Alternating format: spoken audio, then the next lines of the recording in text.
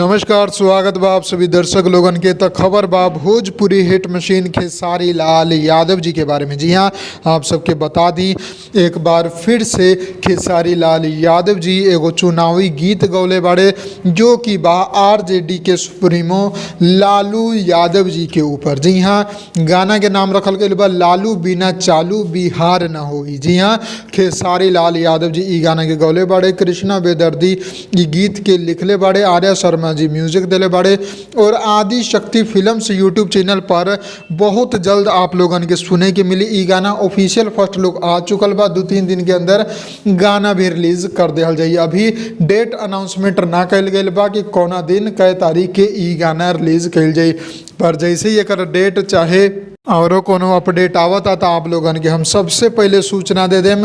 बस आप लोग चैनल के सब्सक्राइब करके बेल आइकन दबा के जरूर रखम। और सबसे बड़ा बात कि जौन पोस्टर जारी कल गई बा में खेसारी लाल यादव, तेजस्वी यादव, लालू यादव जी के साथे अनिल सम्राट जी के भी फोटो आप लोग देख सकतानी, जो कि आरजेडी के कार्यकर्ता भी बाड़े और खेसारी लाल यादव जी के परम मित्र भी बाड़े।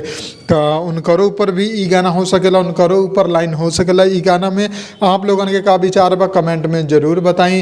का खेसारी लाल यादव जी के कोनो एगो विशेष पार्टी के ऊपर गाना गावे के चाहिए, ओकरा सपोर्ट में चाहे विरोध में आप लोग ऐसे खुश बनी कि नाराज बनी, आपन बात कमेंट बॉक्स में जरूर बताई। हम मिलम आप लोगन के अगला वीडियो में। जय भोजपुरी, प्रणाम। लाल बटन के दबा के अपने के चैनल के सब्सक्राइब कर ली और सभी खबर सबसे पहले देखे खातिर एक घंटे के बटन के भी दबा दी, ताकि जितना भी खबर डालम आप सबसे पहले फ्री में देख लें।